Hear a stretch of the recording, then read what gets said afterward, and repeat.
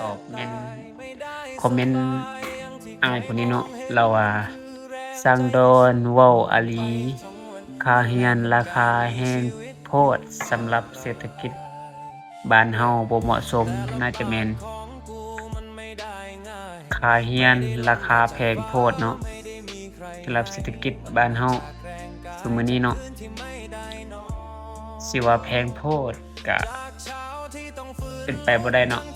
เพราะว่าตัวนี้มันเป็นตามความสมัครใจของเฮาและก็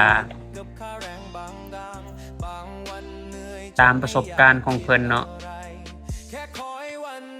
ตามประสบการณ์และก็ความสามารถของเพิ่นก็เอาขึ้นตามประสบการณ์นั่นแหละตามการเรียนรู้การพัฒนาของ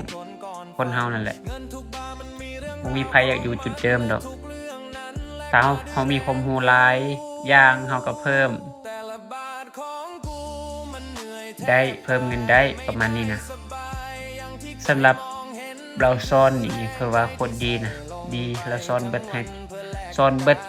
สอนให้เบิดทุกอย่างบ่ว่าจะเป็นการเรียนหรืออคติเตือนใจเราสอนให้เบิดเรานัดอบรม2คิดเทื่อนึงอบรมตลอดเนาะเพื่อสร้างแรงบันดาลใจให้ลูกศิษย์ให้มีกำลังใจเรียนและอดทนภายใน2เดือนปลายนะค่อยสังเกตเบิ่งหลายคน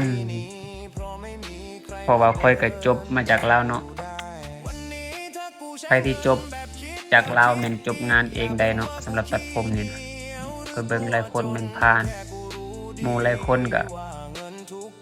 ไปตัดอยู่ไทยก็มีหลายคนเราส่งให้นี่ก็ว่าโอเคสำหรับค่อยก็ว่าบ่แพง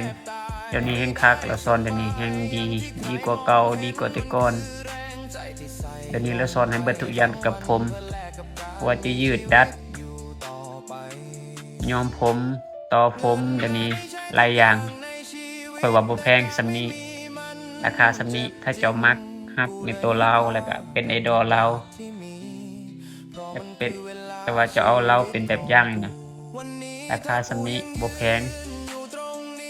สำหรับค่อยเด้อแต่สำหรับคนอื่นค่อยบ่ฮู้คือกันมีแต่ประมาณนี้เด้อขอบใจสำหรับคอมเมนต์เนาะ